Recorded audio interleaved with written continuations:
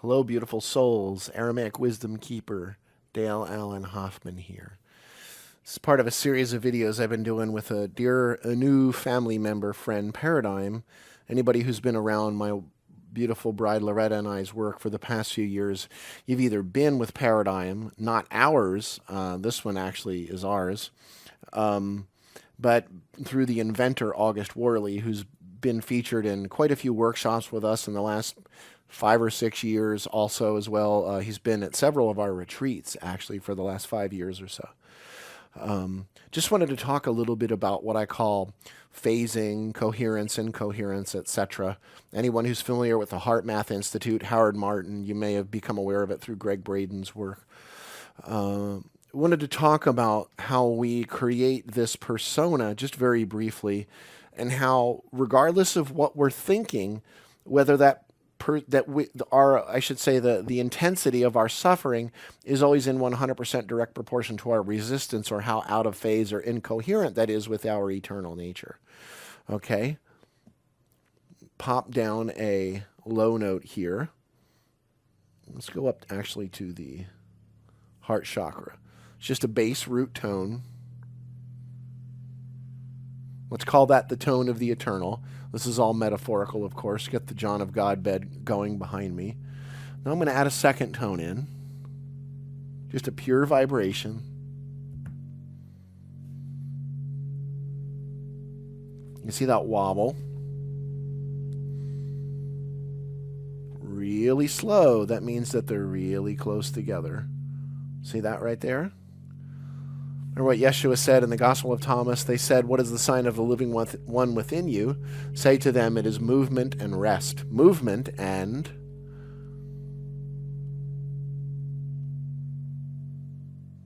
rest, repose. Turn it down slightly. Now, of course, if I take these a little further out of unison with each other, it's the same tone, a little bit off from each other. What starts happening? Have a little bit of a quickening going on there. It's called modulation. In the East, it's called beating. Let's slow it back down. Closer I get. Of course, we go through different areas of coherence on the scale here. Coming from unison up to the fourth.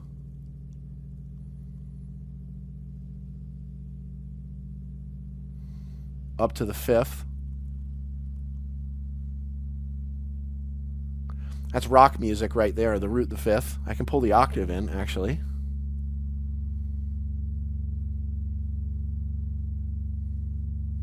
That's basically power chord, root, fifth, and octave. The fifth actually causes cells to puff. What does that mean? This causes cells to open up, dump out toxins. Scientific fact. Nice little piece there. And keep going. Hear us going back into incoherence, the wobbling. Speeding up, going by the sixth. Root and sixth. Go past that up to the... Got an octave, root and an octave.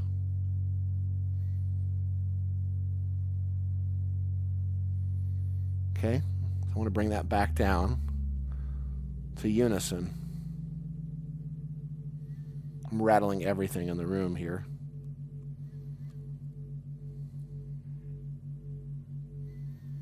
That's resonance, baby. Pull it down. Let that go real. I'm going to pull the volume down on this for now. Just let it keep going. Give you another example. So I've got two tingshas. Two tingshas, of course, are used in the East. They're used for entrainment. They're used for meditation. Not simply as a bell, holding one, but rather as a... Hear that wobble? Used for entrainment. These are two bells that are really close to unison, but they're off just a little. And the degree that they're off is where that whoa, whoa, whoa, whoa, whoa, whoa, whoa, whoa comes from. That oscillation. That's called beating in the East, okay?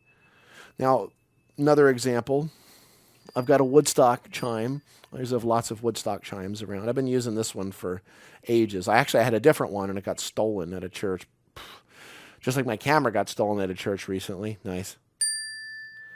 Okay. Pure sound. And then they're really close. They're off a little bit, though. So let's listen to these. Notice this one is a little higher than that one. So the question I ask in my events a lot lately has been, what's the easiest way for me to bring these two into balance, to bring these two back into unison? Easiest way to do that is to take the one that's higher, or excuse me, the one that's lower, the one that has more mass, more force, and maybe take a piece of sandpaper and shave the edge off of it.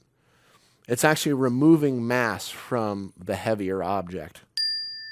And the more I do that, the more I want them out of whack a little bit like this because it shows my point. But what I'm saying is, it's not about what you add into the system. It's not about adding more things into the system. It's not about more workshops, etc., although those can be great books, study, etc. It's about what gets removed. It's about coming back to that place where you're at that 0 point, that stillness, coherence, that place where calibration can happen, where you're open, where you're essentially loose, okay? This goes right in with insights that you've seen in a lot of my work. It's in my book, Echoes of an Ancient Dream, Aramaic Toning on the Path of Light. It's all over my YouTube videos. I can't remember if it's in my DVD, The Word. It's all over my CD programs. Something called Anana, which is where that I am comes from. My newest CD program, out right after New Year's of 2019, January 2019, a new 4 CD program that's I am the cosmic vibration, focused in for 3 CDs on paradigm and frequency vibration. What does it really mean? What do we do with this? How is it that I can say that your thoughts aren't going to save you because your thoughts are delusion? It's actually how you feel, and that your thoughts are not actually creating. It's actually the feeling that is the predecessor of thought, and thought is the crystallization. Thought is the falling down according to the ancient teachings of feeling. Okay, but because we can see thought on some level, we think it's some source of creation. It's not. It's an effect of what you feel. Again, not to be confused with emotions. That's all in the CD program. The 4th disc is a meditation with Pyradym, an awesome transformational meditation that you can listen to with headphones, etc. But in a lot of these teachings, I've been talking about Ana and Ana. Ana meaning I. Ana, Ina, Enna, Inna. There's different pronunciations that people have from the ancient Aramaic. But Ana, or Inna, or Ina, is the word I. If Yeshua said, as an example, if he was going to say, the example I often give is, if he was going to say, I, Jesus, am the light of the world, he would say, Ana Nuhra de Alma. Ana, I, Nuhra, light, de Alma, of the world, manifestation, etc. There's so many ways you can translate Alma. The gathering. A good way to translate Alma without words is like this. Okay? There's a good translation. Put that in a book. But if he's talking about himself, he would say Ana. It doesn't say that in the Aramaic texts. It actually says Ana Nuhra de Alma. Well, that's funny because Ana means I. And I ask this a lot in my gatherings. If Ana means I, one means I, what would 2 of them mean? And people say we. And I'm like, that's nice, but that's not a literal translation. That's changing it.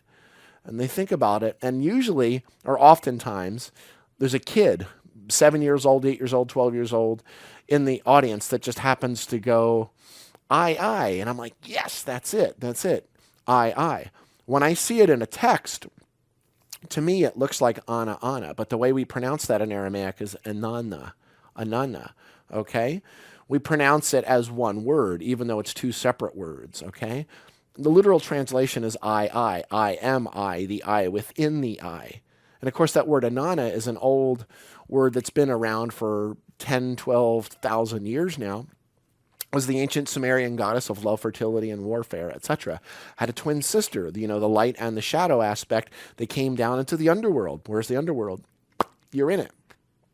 This is the underworld. What we live in, this world of manifestation is, again, it's the underworld, the fall of human. in this underworld, and the twin didn't quite survive. But yet, Inanna comes through so much richer, so much more multifaceted, so much more balanced and whole, and should I say recalibrated. Amazing. There's a few different sources of the Inanna material. It's amazing to read. Sometimes it's a little bit obtuse, but I think it's still worth your time. But focusing back on Inanna, what does that mean? That means the eye within the eye. I often use a candle, but I wanted to, in this particular video, use the capstone here with this of the heart chakra. Now let's call this the God light, the eternal light, and let's call that, this is all over my teachings for the past 2 or 3 decades. That reflection there is the human light. That's the God light. That's the human light. That's the masculine. That's the feminine. Okay? This is the sunlight. That's the moonlight. The moonlight is sunlight reflected. Okay? Now, the relationship between the two of these is what Yogananda called the stupendous cosmic drama. He advised us to take our sense of identity from the pseudo-soul or ego back to the true inherent nature of our divinity, to become the ever-joyous witness of a stupendous cosmic drama. Or what St. Francis said, what you're looking for is what is looking. I am projected into this world, but I am not of it. We look at our human self, our own apparently human awareness, when in truth it's the divine which sees through you. That's what you seek. And you're out looking for it in books and workshops and all that, and that's awesome. It's great. But yet it is that which sees through you that you seek. And there's a great similar quote from Rumi in a Coleman Barks translation. You know, that which you seek is seeking you, and that's good, but that's not what I'm talking about. It's not the same thing. It is not the same thing, although that is also a really powerful quote. Okay? Now, when these are in alignment with each other, when this is truly reflecting, you know, the eternity, that undivided holiness of that divine light, we experience love, joy, peace, etc.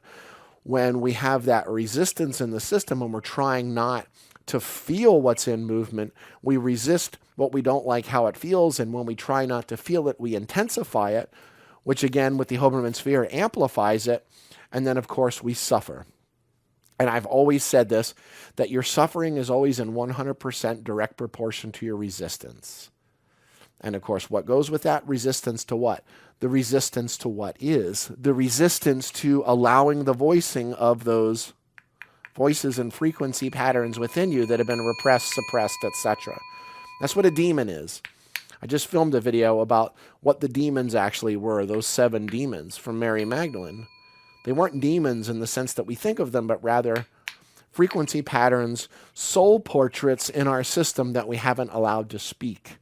Let's say that you're 3 years old and you have this experience with your father who does these awful things to you and he's drunk and he's hitting you around the room. And then you're 33 years old and you're there in front of your life partner and maybe they've got the scent of alcohol in their breath.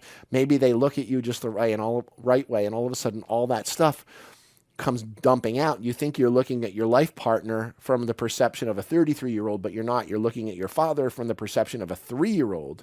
And how much can you rely on the perception of a 3-year-old in that kind of a situation? Do you understand what I'm saying?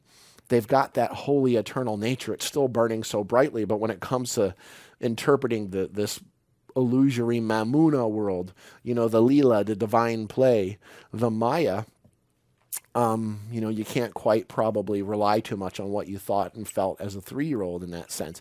But we go around living that way our entire life. So we have that pseudo-soul.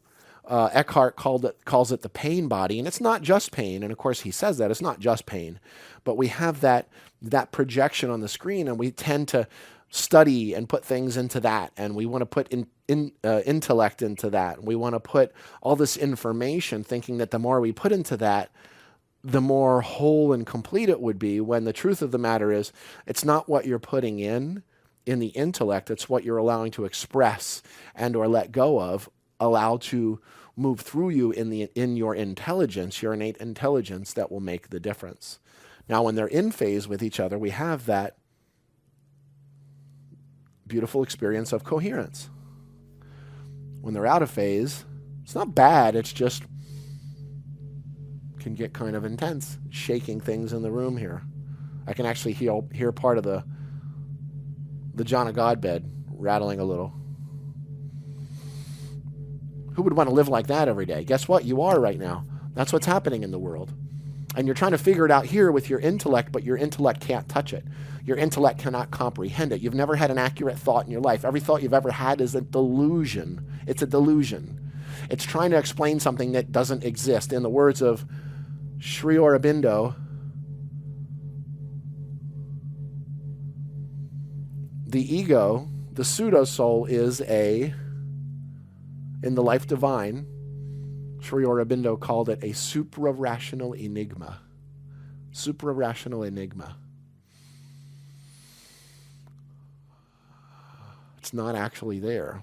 How can you say it's not there, Dale? You're using it to talk to me. You sure about that? What you're looking for is what is looking. You find that in the silence. I've said that since the beginning. We had this... we're here in New Jersey for a few days, here like early December, and there's this kid that showed up to an event of mine the other day, and he was there at one like maybe 6 months ago, and it's like, I encourage him. I find it very intriguing because it's like he's got like sort of like a, bless his heart, frenetic, chaotic, haphazard energy that's like all over the place. And I mean, I saw him probably walk up to 20 people in the room, making everybody read the stuff that he had written that he thought was so brilliant, and everybody was being nice. Oh, that's nice, and they read it and give it back. But there was this urge to be seen, to be recognized, etc. But there was such a chaos. There was such a, and I think back to, me at that age. I was like that in so many ways. I had, I thought I was, spending time in eternity, which is what I was doing as a kid. But then in my late teens, I was feeding that more. And I thought that, everybody needed to see it, that I needed to help everybody around me, in the terms of fix what was wrong with them that I thought was wrong. All the while, there's that beautiful quote from James Allen in As a Man Thinketh. He says, "What then is the meaning of fighting against circumstances? It is when one is continually revolting against an effect without, while all the while nourishing its cause in his heart." And I'm able to recognize that, and I see how much me at that age, going back 30 years ago almost, there was just things I couldn't hear or see. I just couldn't. They weren't within my bandwidth of ability because I was still holding on to this, even though I thought I had let go of it. But of course, as soon as you start talking about ego death, in the words of Stan Tenen, he's like, if you call it an ego death, it's not an ego death. That's the funny thing. And it doesn't need to be a death of the ego. It's just about seeing through it. And there's a whole disc on the I Am, the Cosmic Vibration, the 4 CD set that's coming out New Year's, January 2019, that I talk about that and all, is seeing through the pseudo-soul, the illusion, the divine play. It's amazing when you can recognize it for what it is, which is no thing. There's really nothing there. And there's no need to have this sort of projecting oneself out to try to fix these things around you, because the root of that is what's in you. It's what's in you. How do you know it's yours? Here's the test. Who's feeling it? If you're feeling it, it's yours. And we store all that in the reflection. We store all that in the pseudo-soul, which isn't bad in any way. If you're going to live in this world, you're going to have some sense of an identity in it, okay? But it's being able to see it for what it is, recognize it as, of course, what Yogananda said, the ever-joyous witness of a stupendous cosmic drama, realizing that it doesn't matter that you talk about the stillness if what you're projecting out there is little more than pure chaos and frenzy and frenetic energy. Do you understand what I'm saying? So more than ever in the course of human history, this is the time for us to take a really deep breath and to realize that we are the ones we've been waiting for. You chose to be here at this exact... Here, I'm so excited, I'm spitting on you. You chose to be here at this exact moment in human history. We are the ones who have chosen to be here to navigate the cosmic shift. We are the grounding rods for humanity. You find that by not yakking, not thinking that you need to save the world, but rather by staying open and allowing your divinity to express. Be aware of the frequencies and the vibrations in, within, and through you. That's that word ruha in Aramaic. Frequency, vibration, heartbeat, sound of a drum, music, energy, electricity, magnetism, electromagnetism, nuclear forces, those all fit within ruha. Just to be aware of the rise and the fall, the movement and rest. With this I say, Det chabun chadlachada kanadiana achabtukun. Love one another as I have loved you. And so it is.